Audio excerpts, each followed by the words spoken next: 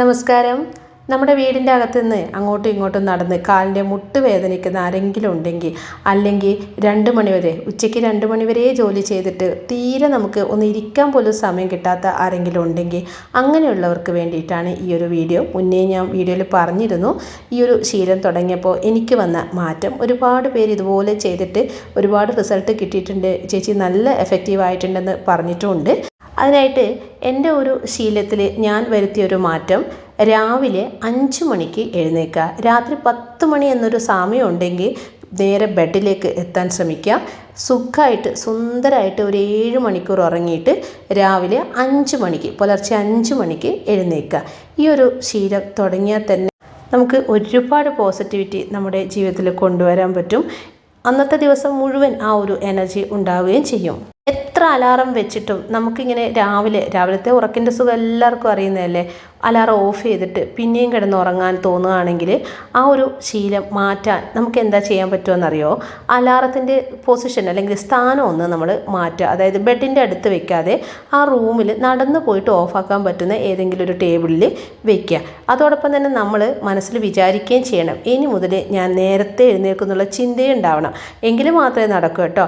അങ്ങനെ നിങ്ങൾ ചെയ്തു നോക്കൂ.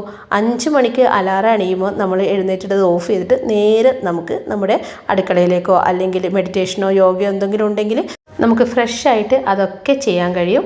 5 മണിക്ക് എഴുന്നേറ്റിട്ട് ഞാനൊരു 5:20 ആകുമ്പോഴത്തേക്ക് അടുക്കളയിലേക്ക് വരും. അടുക്കളയിൽ വന്നാൽ ആദ്യം ചെയ്യുക, ഫ്രിഡ്ജിൽ നമ്മൾ തലേദിവസം മുറിച്ച് വെച്ചിട്ടുള്ള മീനൊക്കെ ഉണ്ടെങ്കിൽ അതെടുത്തിട്ട് നമ്മുടെ ഇതേപോലെ വെള്ളം നിറച്ചിട്ട് ആദ്യം വെള്ളത്തിലിട്ടിട്ടാണ് വെക്കുക. അപ്പം ഒന്ന് മുറിച്ച് ക്ലീൻ ചെയ്തിട്ട് വെള്ളത്തിലിട്ടിട്ടാണ് ഫ്രീസറിൽ വെക്കുക.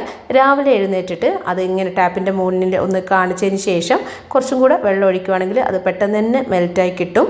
അതിനുശേഷം കുറച്ച് വെള്ളം രാവിലെ തന്നെ നല്ല ഒരു ഗ്ലാസ് തിളപ്പിച്ചാറിയ വെള്ളം കുടിക്കും. കാരണം വെള്ളം കുടിക്കുന്ന ശീലം ഞാൻ മുന്നേ പറഞ്ഞിട്ടുണ്ട്, എനിക്ക് വളരെ കുറവാണ്. അതുകൊണ്ട് രാവിലെ ഇതങ്ങ് ശീലിച്ചുകൊണ്ട് തന്നെ ആ രാവിലത്തെ വെള്ളം കൂടി മുടങ്ങാതെ അങ്ങ് നടക്കുമല്ലോ. ഇപ്പോൾ രാത്രി ഉപ്പേരിക്കോ അല്ലെങ്കിൽ പച്ചക്കറിക്കോ ഒന്നും മുറിച്ചിട്ട് വെച്ചിട്ടില്ല, ആകെ മീൻ മാത്രമേ മുറിച്ചിട്ട് ഫ്രീസറിൽ വെച്ചിട്ടുള്ളൂ. വെള്ളം തിളച്ചതുപോലും എനിക്ക് തീർന്നു പോയിട്ടുണ്ട്. അപ്പോൾ എല്ലാം ഇന്ന് ഒന്നേന്ന് തുടങ്ങുകയാണ്. അപ്പോൾ വെള്ളം നിറച്ചിട്ട് അത് തിളപ്പിക്കാൻ വേണ്ടി വെച്ചിട്ടുണ്ട്. പിന്നെ ആദ്യം ചെയ്യുന്നത്, നമ്മുടെ കുക്കിങ്ങിൽ ആദ്യം ചെയ്യുന്നത് നമ്മുടെ ചോറ് വെക്കലാണ്. അപ്പോൾ ചോറ് വെക്കുമ്പോൾ എപ്പോഴും ഒരു തിളപ്പിച്ച വെള്ളത്തിലേക്ക് ഒന്ന് അരി ഇട്ടിട്ട് അതിൻ്റെ ഒരു പോളിഷും കാര്യങ്ങളൊക്കെ കഴുകി നല്ല വെള്ളത്തിൽ 2-3 തവണ കഴുകിയതിന് ശേഷമാണ് കുക്കറിൽ വെക്കാറുള്ളൂ. ഞാൻ കുക്കറിൽ തന്നെയാണ് ചോറ് വെക്കുന്നത് കേട്ടോ. അധികം ആരെങ്കിലും ഉണ്ടെങ്കിൽ, അത് ഞങ്ങൾ മാത്രമാണെങ്കിൽ ഇങ്ങനെ തന്നെ വെക്കും, ആരെങ്കിലും വരുവാണെങ്കിൽ മാത്രം കലത്തിലൊക്കെ വെക്കും. ഇന്ന് ഉച്ചവരെയുള്ള എല്ലാം ഞാൻ ഒരുമിച്ചങ്ങ് ഉണ്ടാക്കുക. അപ്പോൾ അങ്ങനെ ഉണ്ടാക്കുമ്പോഴാണ് നമുക്ക് സമയം സേവ് ചെയ്യാൻ പറ്റുക. പക്ഷെ നമുക്ക് നല്ലൊരു പ്ലാനിങ് ഉണ്ടായിരിക്കണം. നേരത്തെ ഞാൻ പറഞ്ഞിരുന്നില്ല, ഞാൻ ഉപ്പേരിക്കും പച്ചക്കറിക്കും ഒന്നും മുറിച്ചിട്ട് വെച്ചിട്ടില്ലെന്ന്. പക്ഷേ എനിക്ക് നല്ല പ്ലാൻ ഉള്ളത് കൊണ്ടാണ് അത് മുറിച്ചിട്ട് വെച്ചിട്ടില്ലെങ്കിലും കുഴപ്പമില്ലയെന്ന് എനിക്ക് അറിയാവുന്നത്. അപ്പോൾ ഞാൻ ആദ്യം ഗ്രീൻ പീസ് തലേദിവസം വെള്ളത്തിലിട്ട് വെച്ചിട്ടുണ്ട്. അതിൻ്റെ അടുത്ത് പറയാൻ വിട്ടുപോയിട്ടുണ്ടെന്ന് തോന്നുന്നു. ചോറിൻ്റെ അരി കലത്തിൽ വെച്ച് കഴിഞ്ഞാൽ പിന്നെ 3 കാര്യങ്ങൾ ഓർഡറിൽ അങ്ങ് ചെയ്യുക. മീൻ ഉണ്ടെങ്കിൽ അത് മുറിച്ച് പാകാക്കി വെക്കുക. എനിക്കിപ്പോൾ തലേദിവസം ഞാൻ മുറിച്ച് വെച്ചതുകൊണ്ടാണല്ലോ. പിന്നെ ഉപ്പേരിക്കും പച്ചക്കറിക്കുള്ളത് മുറിച്ചിട്ടും വെക്കുക. അതിനുശേഷം തേങ്ങ ചിരകിയിട്ട് ഇന്ന് ആവശ്യമുള്ള മാത്രം അരച്ചു വെക്കുക. ഈ 3 കാര്യങ്ങൾ നമ്മൾ മറക്കാതെ ചെയ്ത് വെച്ചാൽ തന്നെ പണികളെല്ലാം നമുക്ക് പെട്ടെന്ന് ചെയ്ത് തീർക്കാൻ പറ്റും. അപ്പോൾ ഇന്ന് ഉപ്പേരിക്ക് നമ്മുടെ ഇടിച്ചക്കയില്ലേ, ഉപ്പേരിക്കല്ല പച്ചക്കറിക്ക് ഇടിച്ചക്ക വെക്കാമെന്നാണ് വിചാരിക്കുന്നത്. ഇന്നലെ അത് മുറിച്ച് അകത്തേക്ക് വെക്കാൻ വിട്ടുപോയി. അപ്പോൾ ഇന്ന് രാവിലെ മുറിക്കുന്നതുകൊണ്ട് തന്നെ അതിൻ്റെ പാലൊക്കെ ഉണ്ട്, അതിങ്ങനെ ഉറ്റ് വീഴുന്നതുകൊണ്ട് തന്നെ ഞാനൊരു ചിരട്ട എടുത്തിട്ട് ആ ഒരു പാലില്ലേ അതെല്ലാം ഒന്നങ്ങ് മാറ്റുന്നുണ്ട്. ചെറിയൊരു കഷ്ണം എനിക്കിന്ന് വേണ്ടു. അപ്പോൾ എൻ്റെ അരി കുക്കറിൽ വെച്ചിട്ടുണ്ട്. ഞാൻ അതിൻ്റെ ഇടയിൽ ഈ ഒരു ചക്ക ഒന്ന് സെറ്റാക്കാമെന്ന് വിചാരിച്ചു. പക്ഷേ അപ്പോഴത്തേക്ക് തന്നെ കുക്കറിൻ്റെ വിസിൽ വന്ന് അതങ്ങ് ഓഫ് ചെയ്തിട്ടുണ്ട്. അപ്പോൾ ഇന്ന് 3 കാര്യങ്ങൾ ഒരുമിച്ച് എനിക്ക് ചെയ്യാൻ പറ്റില്ല. കാരണം എന്താണെന്ന് വെച്ചാൽ ഈ ചക്ക പറിക്കാൻ പോകലും അത് മുറിച്ചിടലൊക്കെ കുറച്ച് സമയം എടുക്കുന്നുണ്ടല്ലോ. അപ്പോൾ അടുപ്പിൽ ഞാനിപ്പം വേറെ ഒന്നും വെച്ചിട്ടില്ല, അതൊന്നും ഫ്രീ ആയിട്ട് കിടക്കുവാണ്. കാരണം അടുപ്പ് ഒഴിയുന്നതിനനുസരിച്ച് നമ്മൾ സെറ്റാക്കി വെച്ചാൽ ഇതിനേക്കാളും സ്പീഡിൽ നമുക്ക് ജോലികളൊക്കെ ചെയ്യാൻ പറ്റും. പക്ഷേ ഇതുപോലെയുള്ള ചക്കയൊക്കെ ആണെങ്കിൽ, അല്ലെങ്കിൽ നമ്മൾ തലേദിവസം മുറിച്ചിടാതെ വെക്കുവാണെങ്കിൽ ഇവിടെയൊക്കെ കുറച്ച് സമയം എടുക്കും. എന്നാലും സാരമില്ല, 2 മണിക്കൂർ കൊണ്ട് എൻ്റെ എല്ലാ പണിയും തീരും. നമ്മളിങ്ങനെ മുറിച്ചിടുമ്പോഴേ അപ്പം തന്നെ ആ ഒരു വേസ്റ്റ് ഇടുന്ന പാത്രത്തിലേക്ക് എല്ലാം അങ്ങ് മാറ്റി വയ്ക്കുക. അല്ലാതെ കൗണ്ടർ ടോപ്പിൽ ഇങ്ങനെ അരിഞ്ഞിട്ട് വെക്കുകയാണെങ്കിൽ ആകെ വൃത്തികേട് വൃത്തികേടായിട്ട് നിൽക്കുകയും ചെയ്യും. നമുക്ക് ജോലി ചെയ്യാൻ ഒരു ഇൻട്രസ്റ്റും ഉണ്ടാവുകയില്ല. അവസാനം വലിയ പണിയും ആയിരിക്കും. അപ്പോൾ തന്നെ അതിൻ്റെ തൊലിയും കാര്യങ്ങളെല്ലാം ആ വേസ്റ്റിലേക്ക് ഇടുന്നുണ്ട്.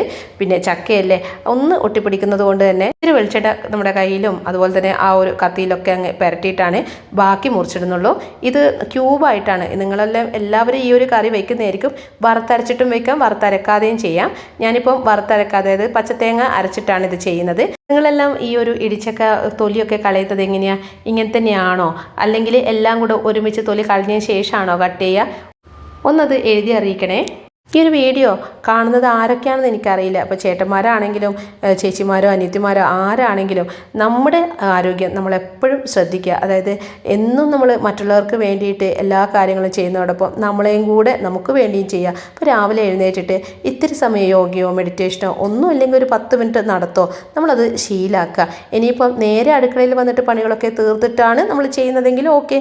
എങ്ങനെയാണെങ്കിലും ഡെയിലി നമ്മുടെ ഒരു വർക്കൗട്ട് ചെറിയ രീതിയിലെങ്കിലും ഇതുവരെ തുടങ്ങിയിട്ടില്ലെങ്കിൽ ചെയ്യുന്നത് ഏറ്റവും നന്നായിരിക്കും. അതിൻ്റെ ഇടയിൽ കുടിക്കാനുള്ള വെള്ളവും തിളച്ചിട്ടുണ്ട്. അതും ഞാനങ്ങ് മാറ്റി വെച്ചു. അതുപോലെ തന്നെ നമ്മുടെ ആ ഒരു ചോറില്ലേ അതൊന്ന് വാർക്കണം. ഇത് രണ്ടും ചെയ്തതിന് ശേഷമാണ് ഇനി ബാക്കി കാര്യങ്ങളെല്ലാം ചെയ്യുന്നത്. അപ്പോൾ ഇന്ന് ഈ ഒരു കുക്കറിൽ തന്നെ എനിക്ക് 2-3 കാര്യങ്ങൾ ചെയ്യാനുണ്ട്. അതുകൊണ്ട് തന്നെ ചോറ് വേഗം ഒന്നങ്ങ് വാർത്ത് വെക്കട്ടെ. ഇനിയിപ്പോൾ നേരത്തെ അരി തിളപ്പിച്ച ആ ഒരു പാത്രമില്ലേ അത് കഴുകിയിട്ട് അതിൽ തന്നെയാണ് വെള്ളം തിളപ്പിക്കുന്നത്. ഇതൊരു പഴയ ഒരു ചായപാത്രം. ഇങ്ങനെയുള്ള ആവശ്യത്തിന് ഇത് തന്നെയാണ് ഇപ്പോഴും എടുക്കുന്നത്. അതിലിത്തിരി ഉപ്പ് ഇട്ടിട്ട് വെള്ളം ഒന്നങ്ങ് തിളപ്പിക്കുന്നുണ്ട്. ഇന്ന് പത്തലെന്നാണ് നമ്മളിവിടെ പറയുക. അതാണ് ചുടുന്നത്. അതിനായിട്ട് പുട്ടുപൊടി ഓൾറെഡി നമ്മൾ സ്റ്റോക്ക് ഉണ്ടാവുമല്ലോ. ഇതിപ്പോൾ കുറുവ അരി പൊടിപ്പിച്ചതാണ്, മില്ലിൽ നിന്ന് വറക്കാതെ അങ്ങനെ അങ്ങ് വെച്ചതാണ്. മുന്നേ ഞാൻ ഒരു വീഡിയോയിൽ ഇത് ഡീറ്റെയിൽ ആയിട്ട് പറഞ്ഞിട്ടുണ്ടായിരുന്നു.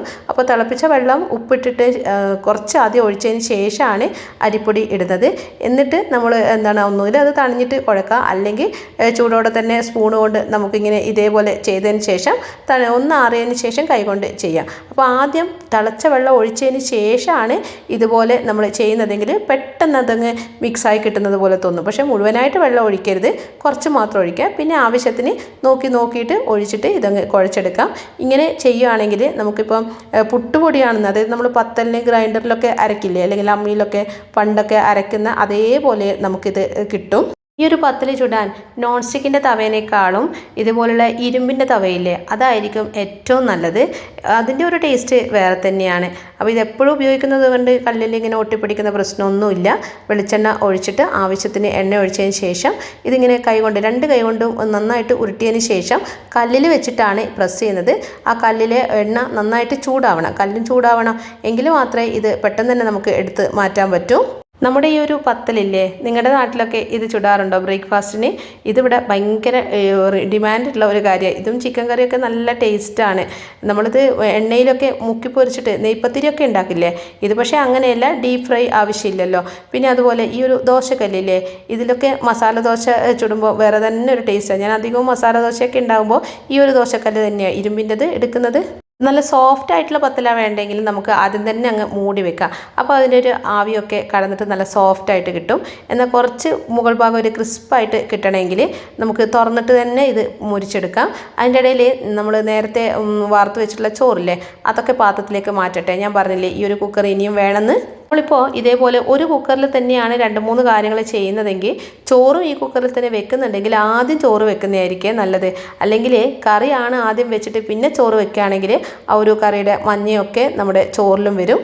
ഇപ്പോൾ സെപ്പറേറ്റ് ചോറ് വെക്കാനായിട്ട് ഒരു കുക്കർ മാറ്റി വെക്കുന്നത് നന്നായിരിക്കും. പിന്നെ ഞാനിത് പാത്രങ്ങളെല്ലാം കഴുകണ്ടേന്ന് വിചാരിച്ചിട്ട് ഒന്ന് തന്നെ എടുക്കുകയാണ്. ഇനിയിപ്പം നമ്മുടെ ഒരു ഗ്രീൻ പീസ് ഇല്ലേ അതൊന്നങ്ങ് കഴുകി അതിലിട്ടിട്ടുണ്ട്. ആവശ്യത്തിന് വെള്ളം ഒഴിച്ചിട്ട് ഒന്ന് വേവിച്ചെടുക്കട്ടെ. ഗ്രീൻ പീസ് വേവിക്കുമ്പോൾ എനിക്ക് എപ്പോഴും തോന്നാറുണ്ട്, നമ്മൾ ഉപ്പിട്ടിട്ടാണ് വേവിക്കുന്നതെങ്കിൽ അത് ഒരുപാട് സമയം എടുക്കും വേവാൻ വേണ്ടിയിട്ട്. 2-3 വിസിലൊന്നും അത് ശരിയാവില്ല. പക്ഷെ ഉപ്പിടാതെ വേവിക്കുകയാണെങ്കിൽ ചിലപ്പോൾ ഒറ്റ വിസിൽ തന്നെ അതങ്ങ് വെന്ത് വന്നോളും. അപ്പോൾ അതിൻ്റെ ഇടയിൽ ആ ബാക്കി അവിടെ കിടക്കുന്ന പാത്രങ്ങളെല്ലാം ഞാനൊന്ന് പെട്ടെന്ന് കഴുകി വെച്ചിട്ടുണ്ട്. ഈ പാത്രം കഴുകുന്ന കാര്യം ഓരോരോ നേരം പോലെയാണ്.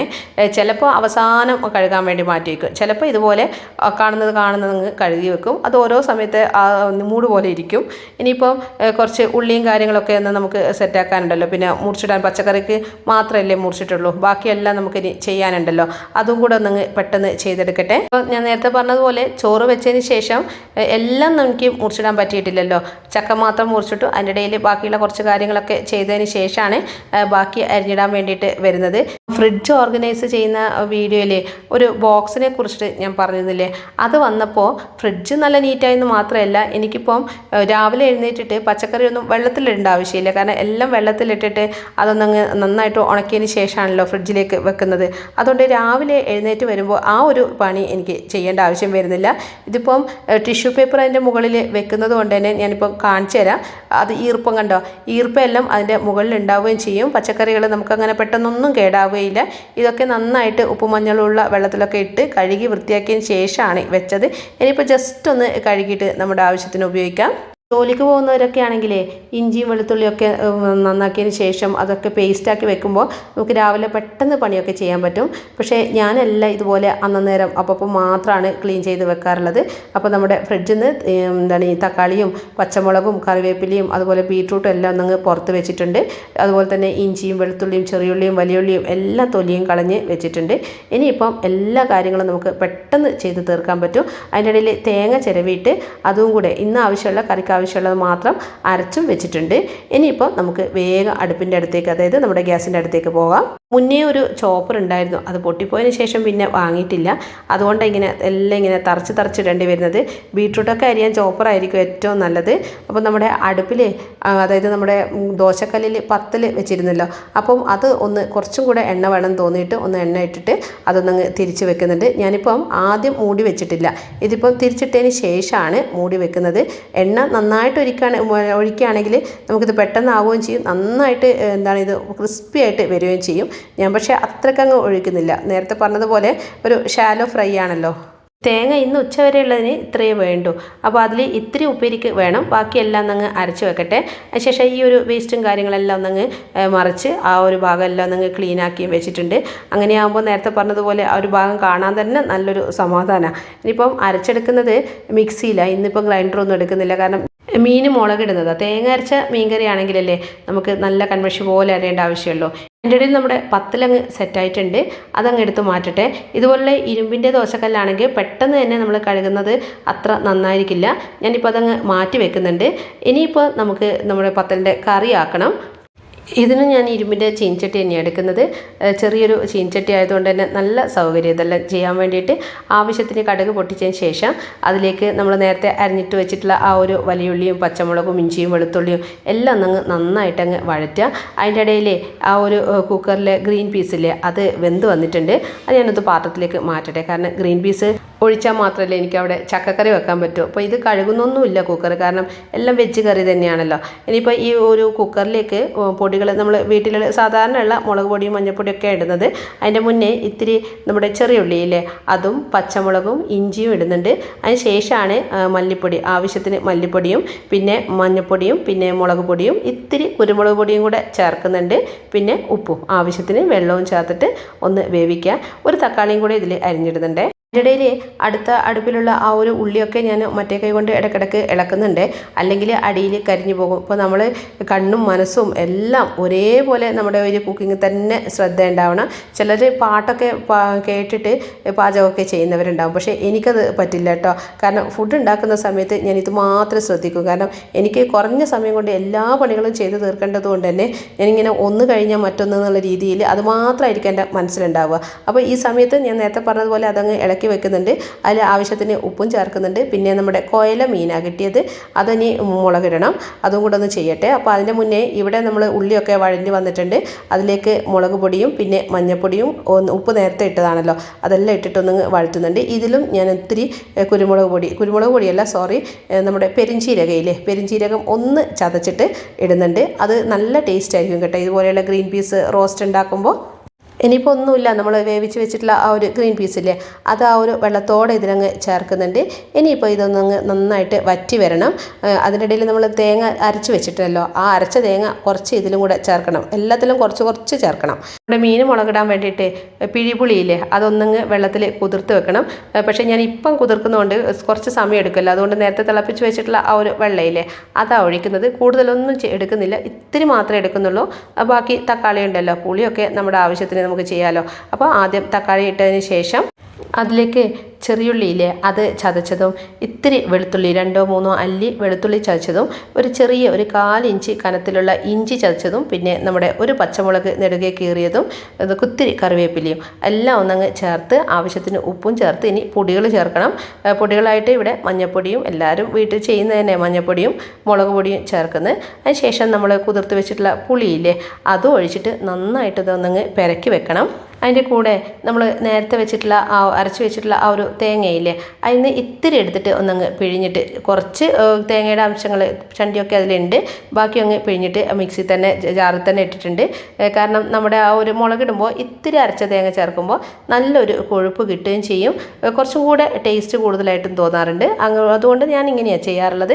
ഇനിയിപ്പോൾ ആവശ്യത്തിന് വെള്ളം ഒഴിച്ചിട്ട് ഈ ഒരു നമ്മുടെ മീനിൻ്റെ കഷ്ണമൊക്കെ ഇല്ലേ അതൊക്കെ നന്നായിട്ടൊന്നങ്ങ് എല്ലാവിടെയും ആവുന്ന രീതിയിൽ നിരത്തി വെക്കുക. ഒന്നിൻ്റെ മുകളിൽ ഒന്നല്ലാതെ നിരത്തി വെച്ചതിന് ശേഷം ആവശ്യത്തിന് വെള്ളം ഒഴിച്ചിട്ട് നമുക്കിനി അടുപ്പിൽ വെക്കാം.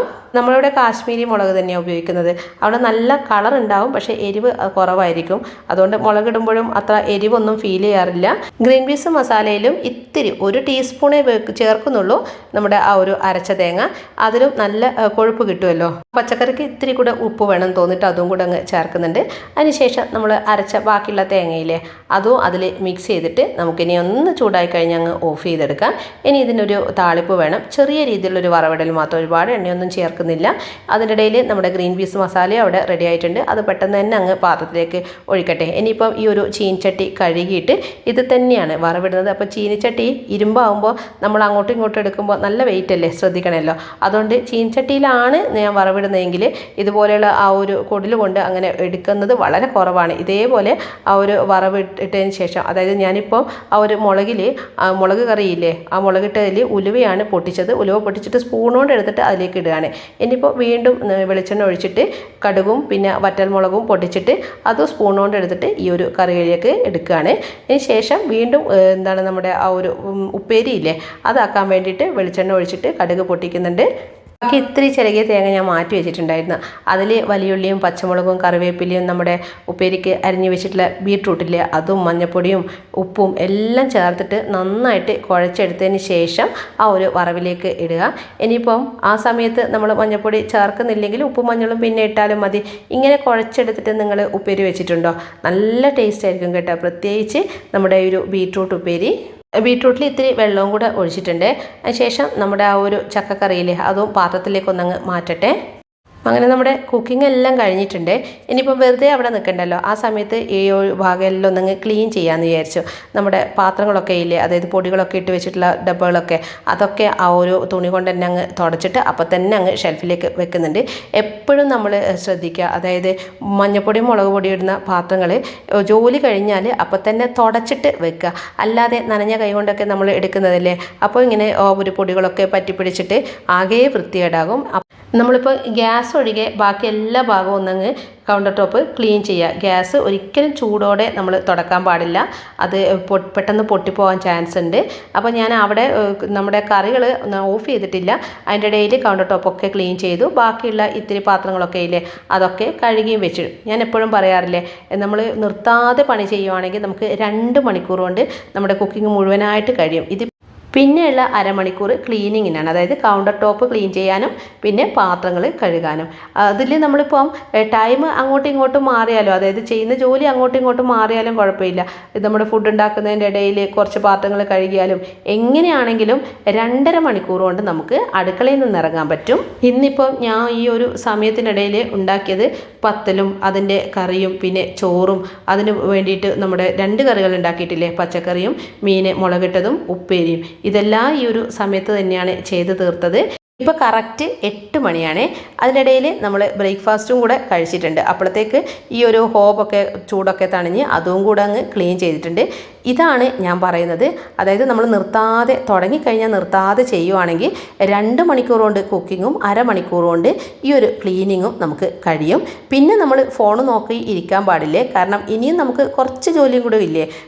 ഇനിയിപ്പം അലക്കാനുണ്ടെങ്കിൽ മെഷീനിലിടണം, പിന്നെ അടിച്ചു വാരിയിട്ട് തുടക്കാനുള്ള ദിവസമാണെങ്കിൽ തുടക്കണം. ഇനിയിപ്പം അതിൻ്റെ ഇടയിൽ ഫോൺ നോക്കിയിട്ട് ഒരു 10 മിനിറ്റ് നമ്മൾ നോക്കാമെന്ന് വിചാരിച്ചാൽ ചിലപ്പോൾ അത് അരമണിക്കൂറോ 1 മണിക്കൂറോ നീണ്ടുപോകും. അങ്ങനെ നീണ്ടുപോയാൽ നമ്മൾ രാവിലെ എഴുന്നേറ്റിട്ട് ഇതെല്ലാം ചെയ്തത് വെറുതെ ആയിപ്പോവും. അപ്പോൾ ആ ഒരു 2 കാര്യം കൂടെ ചെയ്തതിന് ശേഷം നമുക്ക് ഫ്രീ ആയിട്ട് ഇരിക്കാം. അതിന് നമുക്കൊരു 3 മണിക്കൂർ മതിയാവില്ലേ? അതായത് അടിച്ചു വാരിയിട്ട് തുടക്കാനും പിന്നെ അലക്കാനും എല്ലാം കഴിയുമ്പോഴത്തേക്കും 11 മണിയാവും. ഇങ്ങനെ ചെയ്യുകയാണെങ്കിൽ നമുക്ക് 11 മണി മുതൽ 4 മണി വരെ ഫ്രീ ടൈമാണ്. നമ്മുടെ എല്ലാ കാര്യങ്ങളും, അതായത് നമ്മുടെ ഇഷ്ടങ്ങൾ ചെയ്യാൻ വേണ്ടിയിട്ട് ആ ഒരു ഫ്രീ ടൈം നമുക്ക് ഉപയോഗിക്കാം. ഇപ്പോൾ ചെടിയാണെങ്കിൽ ചെടിക്കിറങ്ങാം, സ്റ്റിച്ചിങ് ആണെങ്കിൽ സ്റ്റിച്ചിങ്, ഇനിയിപ്പം പഠിക്കാനുള്ളവർക്ക് പഠിക്കാം. ഇനി ഒന്നുമില്ല, വെറുതെ കിടക്കണമെങ്കിൽ അല്ലെങ്കിൽ ഫോൺ നോക്കണമെങ്കിൽ ആ സമയത്ത് ചെയ്യാം, പേപ്പർ വായിക്കാം. ഒരുപാട് കാര്യങ്ങൾ നമുക്ക് ആ ഒരു ഫ്രീ ടൈമിൽ ചെയ്യാൻ പറ്റും. ഇനിയിപ്പം രാത്രി ചോറ് കഴിക്കുന്നവരാണെങ്കിൽ ഇത്ര നേരത്തെ നമ്മൾ ചോറ് വെച്ചിട്ട് ചീത്തയായി പോകുന്നുണ്ടെങ്കിൽ നമുക്ക് ആ ഒരു ടൈം ഒന്നങ്ങ് മാറ്റിയെടുക്കുക. അതായത് എഴുന്നേൽക്കുന്ന കാര്യത്തിൽ ടൈമിൽ ഒരു വ്യത്യാസവും വരുത്താതെ 5 മണിക്ക് തന്നെ എഴുന്നേറ്റിട്ട് നമ്മൾ ബ്രേക്ക്ഫാസ്റ്റ് ഉണ്ടാക്കി നേരെ അടിച്ചു വാരി തുടക്കാനും അലക്കാനും പോവുക. 8 മണിയാകുമ്പോഴത്തേക്ക് ആ ജോലികളൊക്കെ തീർത്തിട്ട് 10 മണി വരെ നമുക്ക് ഫ്രീ ആവുക. 2 മണിക്കൂർ അവിടെ ഫ്രീ ടൈം കിട്ടില്ലേ. പിന്നെ നമുക്ക് മീനൊക്കെ കിട്ടി ചോറും കറികളൊക്കെ ആക്കി 12-1 മണിയാകുമ്പോഴത്തേക്ക് ആ ജോലിയും ചെയ്ത് 4 മണിയാകുമ്പോഴത്തേക്ക് വീണ്ടും നമുക്ക് ഫ്രീ ആയിട്ട് ഇരിക്കാൻ പറ്റും. അപ്പോൾ ഈ ശീലം തുടങ്ങാത്ത ആരെങ്കിലും ഉണ്ടെങ്കിൽ നാളെ മുതൽ വേണ്ട അല്ലേ, ഇന്ന് മുതൽ ചെയ്ത് തുടങ്ങിക്കോ. ഫീഡ്ബാക്ക് അറിയിക്കാൻ മറന്നു പോവല്ലേ. വീഡിയോ ഇഷ്ടമായിട്ടുണ്ടെങ്കിൽ ലൈക്ക് ചെയ്യാനും സബ്സ്ക്രൈബ് ചെയ്യാനും മറന്നു പോവല്ലേ. അടുത്ത വീഡിയോയിൽ കാണുന്നത് വരേക്കും എല്ലാവർക്കും താങ്ക് യു.